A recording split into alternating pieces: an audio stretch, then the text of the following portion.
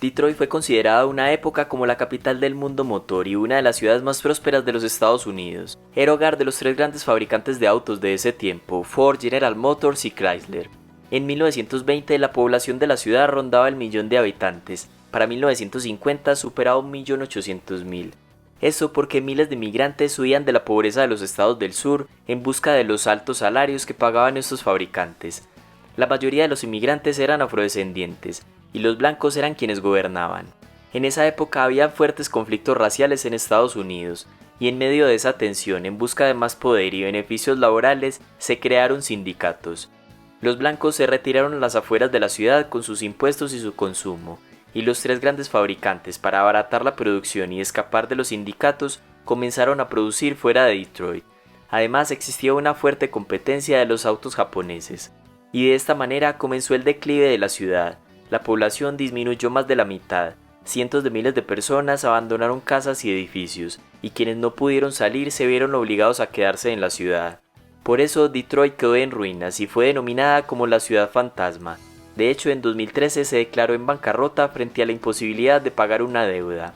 La historia de Detroit tiene más vigencia que nunca en 2021, porque representa similares tendencias de migración interna en Estados Unidos, tanto de capital físico como humano. Dicho de otro modo, migración de trabajadores y empresas hacia estados donde son mejor bienvenidos.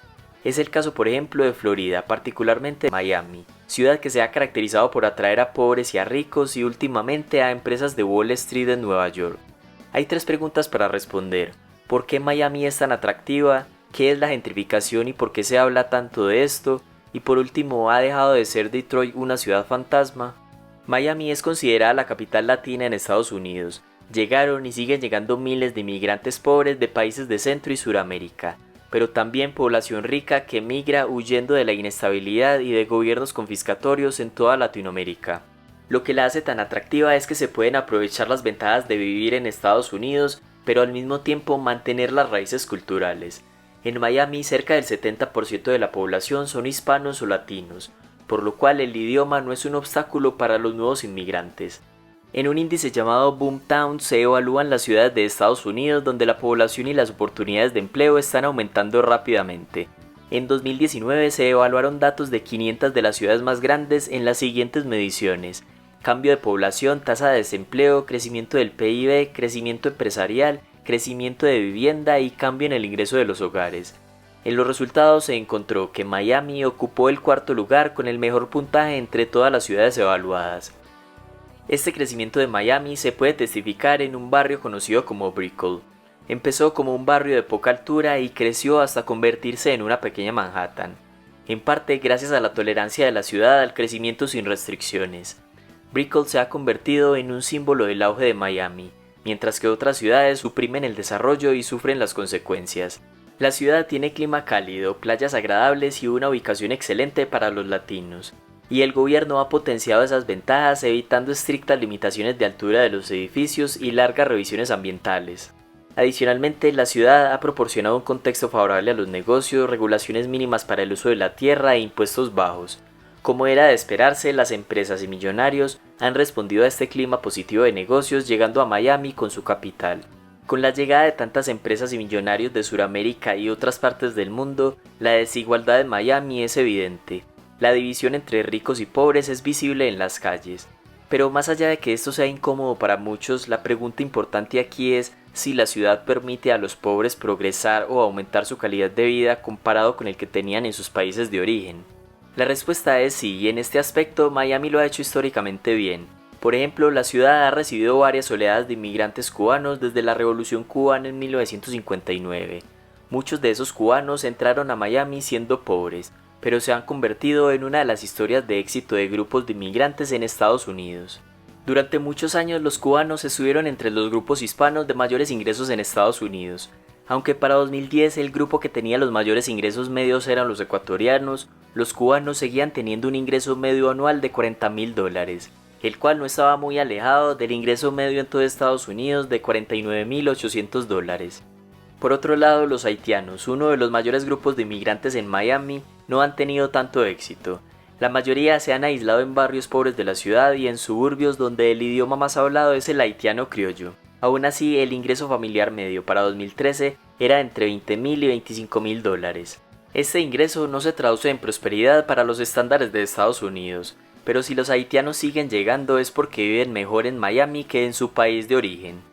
La desigualdad es algo casi que inevitable en Miami, porque llegan personas con historias muy diferentes, pero finalmente lo importante es que la mayoría tiene la oportunidad de mejorar su situación previa. Una pregunta que sí podría ser más relevante es si esa desigualdad hace el camino más difícil para los pobres. Hasta el momento Miami no ha sufrido ese fenómeno conocido como gentrificación o aburguesamiento, por lo menos no como en otras ciudades.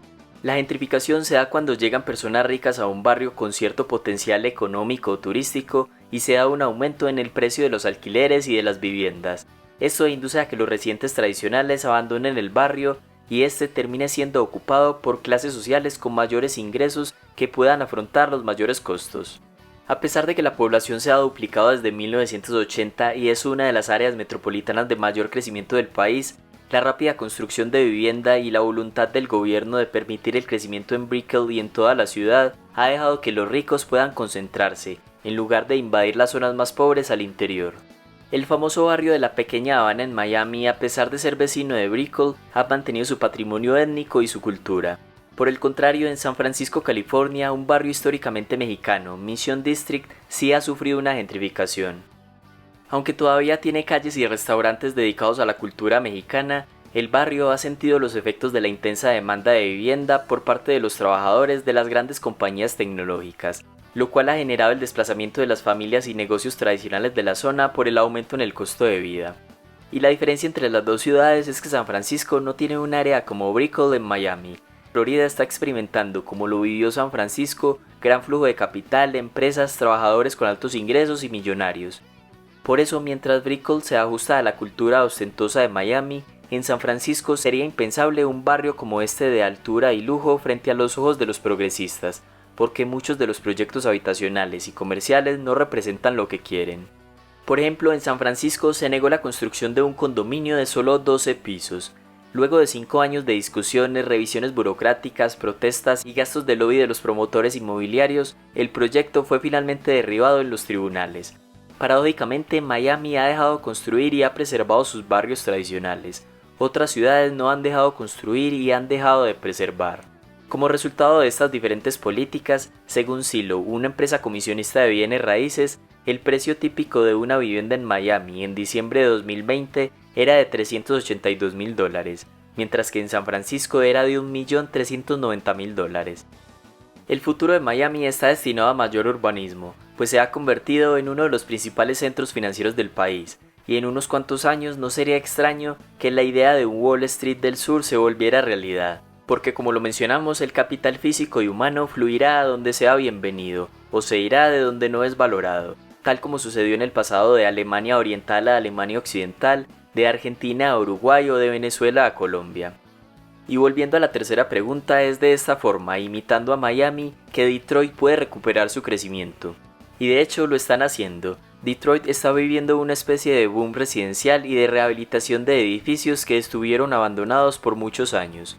En la ciudad se han venido desarrollando varias decenas de proyectos, como este llamado City Modern, de 410 unidades habitacionales distribuidas en 20 edificios nuevos. La cuestión es si Detroit seguirá el ejemplo de Miami evitando estrictas regulaciones o copiará en el futuro las políticas de San Francisco. ¿Qué tan difícil es imitar en Latinoamérica esa competencia por el capital entre estados que se da en el país norteamericano? Gracias por llegar al final del video y recuerda que puedes dejar tu opinión en los comentarios.